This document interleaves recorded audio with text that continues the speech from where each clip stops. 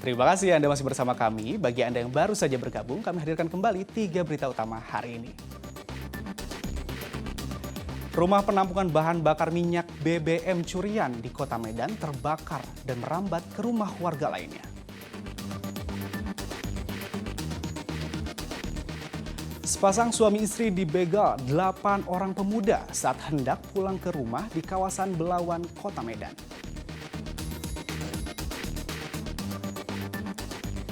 Saya ajak Anda menikmati kafe di tengah sawah di Kabupaten Simalungun.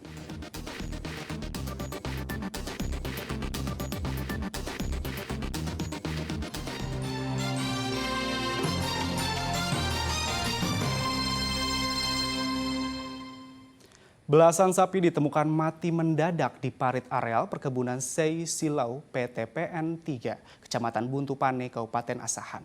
Pemilik menangis menemukan hewan ternak yang dirawatnya bertahun-tahun kini mati saat ditinggal perumput. Supaya macam mana itu, jangan dikasih racun lagi lah, minta tolong sama pemborongnya. Tumiah, ibu paruh baya pemilik sapi ini tak kuasa menahan kesedihannya. Hewan ternak yang menjadi harapannya untuk menyekolahkan anak dan menyambung hidup kini pupus seketika. Tumiah merupakan satu dari beberapa pemilik sapi yang dirundung duka. Di parit dan beberapa titik lokasi tempat sapi merumput ditemukan 13 bangkai. Usianya bervariasi, mulai 6 bulan hingga 6 tahun. Dugaannya, belasan sapi ini diracun. Para pemilik menemukan jejak dan darah bekas muntahan ternak. Jangan dikasih racun lagi lah, minta tolong sama pemborongnya. Kasihan orang-orang bawah ini dari situ nyekolahkan anak. Dari situ untuk makan, dijual satu-satu. Masa diracuni sampai segitu banyak mati? Apa enggak kasihan? Macam mana Pak Pemborong? Siapa yang borong itu tolong minta maaf kalau ada kesalahan, tapi janganlah dikasih racun. Jangan diracuni, kalau racun rumput apa biasa. Dari dulu udah gitu, tapi ini lembunya yang dikasih.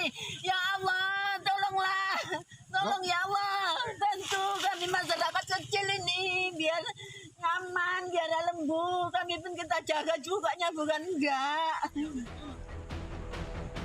3 pemilik dari 13 sapi yang mati kini telah membuat laporan polisi. Kapolsek Prapat Janji dan pegawai dinas peternakan telah memeriksa dan mengambil sampel dari kematian sapi. Diduga kena racun. Apabila racun nanti kita lakukan pemeriksaan dulu terhadap para pemilik lembu. Pemilik ternak berharap dengan menempuh proses hukum, kasus ini mendapat titik terang. Tuti Alawiyah Lubis melaporkan dari Kabupaten Asahan. Sejumlah guru SMP di Kota Medan diduga mengalami intimidasi hingga berujung penundaan gaji. Isak tangis para guru pecah sebab penundaan gaji tanpa alasan jelas, bahkan mereka kerap mendapatkan amarah dari atasannya. Guru SMP 15 seperti inilah kami ditekan. Curhatan hati dan tangisan Koni Jenny Matulesi serta guru ASN SMP 15 lainnya beredar luas di jagat maya beberapa hari terakhir. Kenapa kami dipanggil Pak Kadis? Gaji kami ditahan sampai hari ini kami belum gajian tanpa alasan yang jelas. Dalam video yang beredar, mereka mengaku menjadi korban intimidasi yang berujung penundaan gajinya. Bahkan para guru kerap mendapat amarah dari atasannya.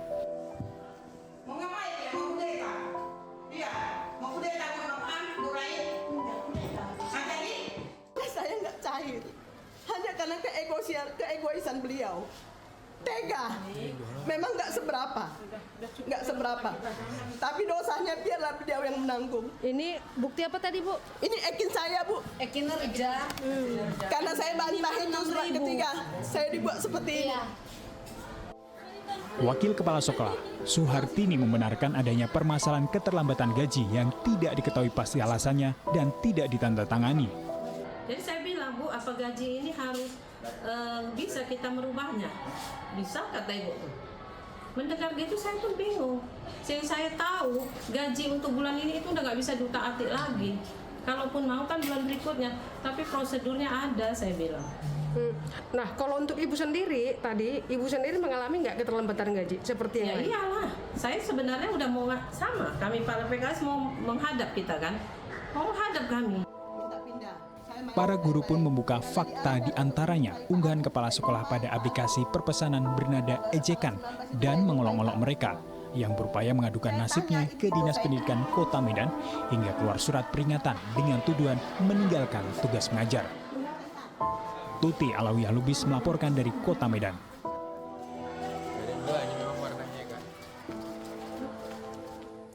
Guna mengenang tenggelamnya tragedi kapal Sinar Bangun, para pegawai kantor Kesyah Bandaran dan Otoritas Pelabuhan Penyeberangan Danau Toba menggelar doa bersama dan tabur bunga. Berkaca dari tragedi kapal di Danau Toba, pelayanan sekaligus pengawasan kapal yang beroperasi di Danau Toba bakal ditingkatkan.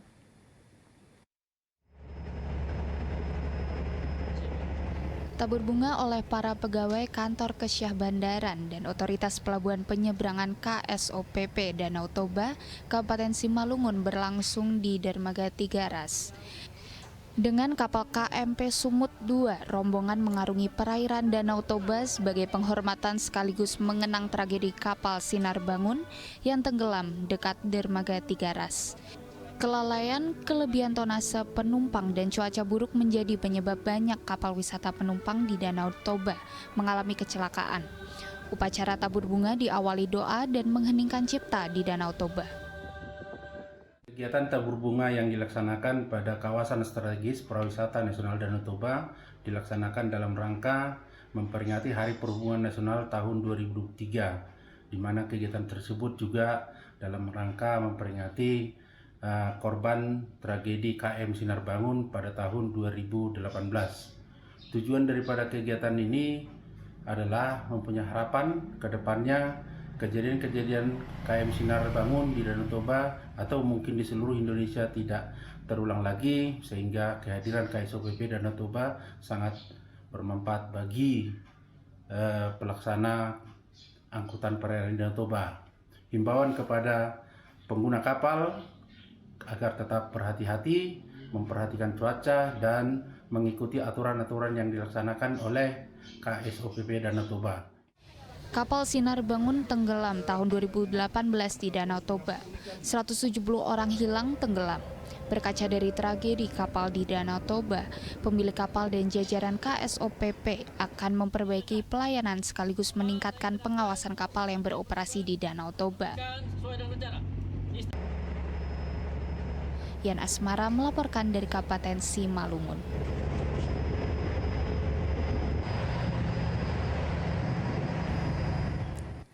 Kafe Tengah Sawah di Kabupaten Simalungun ini bisa menjadi opsi wisata akhir pekan bersama dan keluarga tercinta.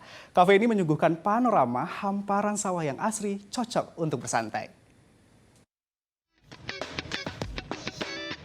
Kafe ini menyuguhkan pemandangan hamparan ladang sawah berada di Kampung Bandar Perdagangan, Kecamatan Bandar, Kabupaten Simalungun. Sawah warga yang membentang dikelola menjadi sebuah kafe dengan nuansa yang santai dan asri. Kafe sawah kerap ramai saat menjelang akhir pekan dan hari libur, selain untuk bersantai dan menikmati suasana di tengah sawah.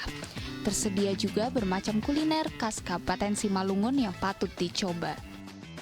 Karena kita melihat peluang ya, terutama untuk wisata kuliner di Kabupaten Simalungun, terutama di Simalungun bawah ini, apalagi dengan berdirinya kawasan ekonomi khusus di Semangke. Jadi kita punya inisiatif untuk melihat peluang bisnis kuliner di mana belum ada tempat konsep kafe atau tempat kuliner yang punya nuansa persawahan seperti ini. Makanya kita mengambil peluang tersebut, kita bangun usaha ini untuk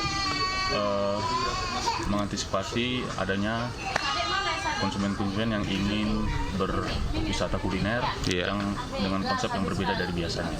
Kawasan Nagori ada beberapa destinasi wisata lainnya yang berpotensi meningkatkan ekonomi warganya. Yan Asmara melaporkan dari Kabupaten Simalungun.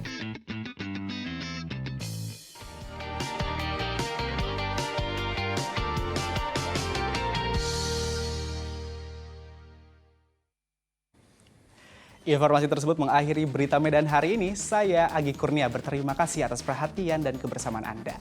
Selamat beraktivitas dan sampai jumpa.